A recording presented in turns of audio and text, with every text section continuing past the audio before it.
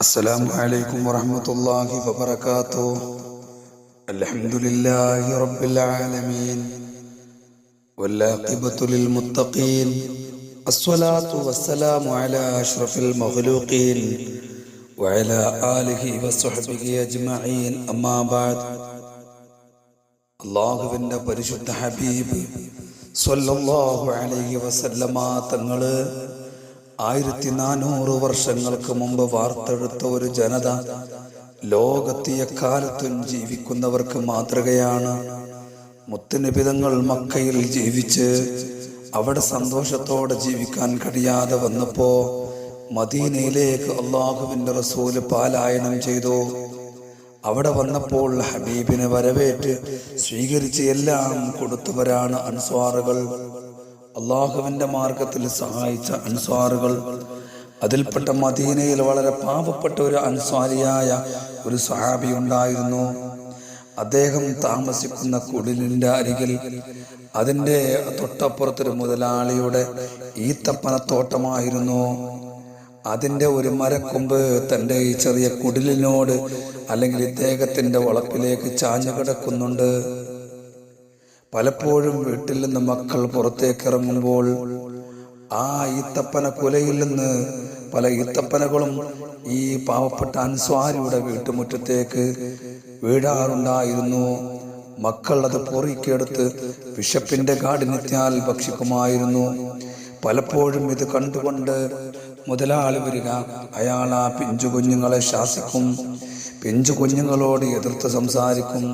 കയ്യിലുള്ള പഴങ്ങൾ തട്ടിപ്പറിച്ച് ആ മുതലാളി വാങ്ങുമായിരുന്നു. ഒരിക്കൽ ആ മക്കൾ പഴം തിന്നുകൊണ്ടിരിക്കുന്നു.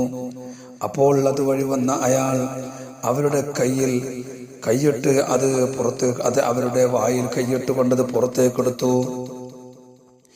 ഈ വിവരം ഹബീബ് സ്വല്ലല്ലാഹു അലൈഹി വസല്ലമ തങ്ങളുടെ മുമ്പിലെത്തി. കഥ കേട്ടപ്പോൾ മുത്തുനബി സ്വല്ലല്ലാഹു അലൈഹി വസല്ലമ തങ്ങൾക്ക് സങ്കടമായി.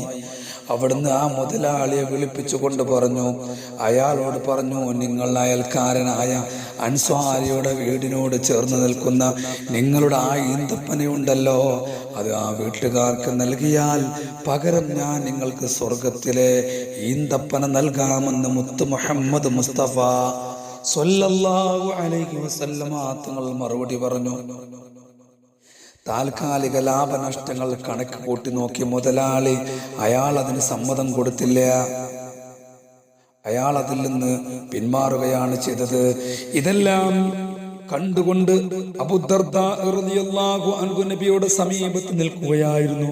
അപ്പോൾ അദ്ദേഹം മുന്നോട്ട് വന്നുകൊണ്ട് പറഞ്ഞു, യാ റസൂലല്ലാഹ്, അള്ളാഹുവിന്റെ റസൂലേ, ആ ഈത്തപ്പന ഞാൻ അങ്ങേക്ക് വാങ്ങിത്തന്നാൽ അതിന് പകരമായി അങ്ങ് അയാളോട് പറഞ്ഞ ആ സ്വർഗത്തിലെ ഈന്തപ്പന എനിക്ക് തരുമോ? മുത്തുനബി തങ്ങൾ പറഞ്ഞു, തീർച്ചയായും. അള്ളാഹുവിന്റെ റസൂല് പറഞ്ഞു, നിങ്ങൾക്ക് ഞാൻ അത് നൽകാം. അബൂദർദാ റളിയല്ലാഹു അൻഹു നേരെ പോയത് ആ മുതലാളിയുടെ വീട്ടിലേക്ക്. എന്നിട്ട് പറഞ്ഞു, സഹോദരാ, നിങ്ങൾ ആ ഈന്തപ്പന എനിക്ക് നൽകുമോ, എനിക്ക് വിൽക്കുമോ? പകരം 600 നല്ല ഈത്തപ്പനയുള്ള എന്റെ തോട്ടം നിനക്ക് നൽകാം. കേവലം ഒരു ഈത്തപ്പഴാണ്, ഒരു മരത്തിന് പകരം 600 ഈത്തപ്പനയുള്ള തോട്ടം തരാം. താൽക്കാലിക ലാഭം മോഹിച്ച അയാൾ വേഗം അതിന് സമ്മതിച്ചു.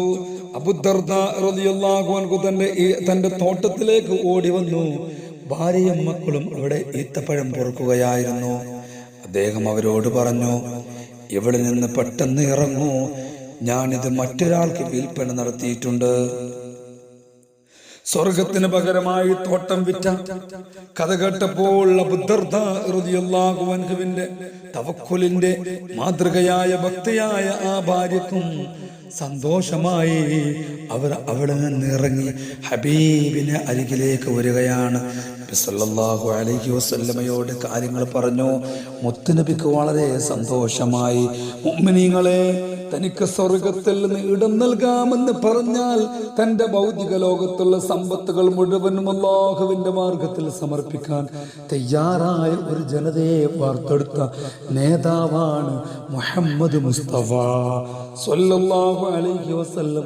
ആ ഹബീബിന്റെ ജന്മദിനമാണ്.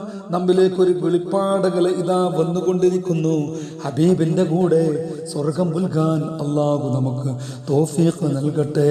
ആമീൻ ബിറഹ്മതിക യാ അർഹമർ റഹീമീൻ.